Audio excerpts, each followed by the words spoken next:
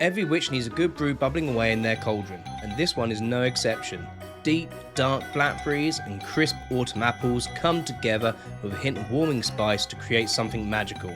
This isn't just jam, it's witch's brew jam, a spooky seasonal treat that's perfect for Halloween parties, autumn breakfasts, or even as a wicked little homemade gift. Stick around and I'll show you how to conjure up your very own jar of this enchanting preserve. So let's get brewing. Don't worry, we don't need any Eye of Newt, just some blackberries and some apples and a little bit of magic, or ground cinnamon. All of today's ingredients and the equipment I'm using are listed in the pinned comment, so be sure to check that out if you want to follow along. First up, the juice of one fresh lemon. Bottle will do in a pinch, but I always find fresh tastes brighter, especially when you've got a little gadget like this juicer. Of course you could try using a toad instead, but I really wouldn't recommend it. Next we'll need 500 grams of apples, cored, peeled and roughly chopped. Don't worry about being too neat here, they'll all break down into a lovely mush once they start cooking. And finally the star of the show, 1 kilo of blackberries. Mine are frozen because I foraged so many earlier in the year that I couldn't possibly use them all at once. Make sure yours are washed and rinsed, mine were done before freezing so they're going straight into the pan. Now it's time to prepare the cauldron. Add your chopped apple to the pan, pour over the lemon juice and add about 150 millilitres of water. I'm using a little less today because my blackberries are frozen and they'll release plenty of liquid as they thaw. Bring everything up to a gentle simmer for around 20 minutes until the apples begin to soften. If you're using frozen berries like me, make sure they're fully defrosted first and then let the whole mixture simmer away for the same 20 minutes. At this stage you'll notice the fruit go through a gorgeous colour transformation as everything starts to meld together. Once the apples are soft, I like to give them a quick helping hand with a potato masher, just enough to break them down and create a lovely smooth base for the jam, like this. Now it's time to add a little magic to our brew. I'm sprinkling in about 1/4 teaspoon of ground cinnamon. You could add cloves here too if you wanted to, but I don't, it's entirely down to personal taste. That smells absolutely amazing.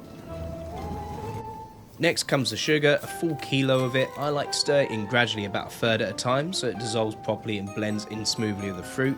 If you're curious about how you can reduce sugar in your preserves, I've written a whole article about it. You'll find the link in the pinned comment and in the description below. Once all the sugar is melted in, turn up the heat and bring the jam to a rolling boil. Keep it bubbling away for around 10 to 15 minutes and you'll start to see the magic happen. Now let's check if our brew is ready to set. There are 2 easy ways to do this and today I'll show you both. The first is with a jam thermometer and you're aiming for 105 degrees centigrade, which is the magic number for jam setting point. The second is a classic plate test. Pop a small plate in the freezer at the start of cooking and when you think your jam is ready, drop a little dollop onto the chilled plate and wait a minute. If it wrinkles when you push a finger into it, you're good to go. Once you've hit setting point, take the pan off the heat and let the jam sit for about 10 minutes. This helps the fruit settle and then spoon it carefully into your hot, sterilised jars and seal them up while they're still warm.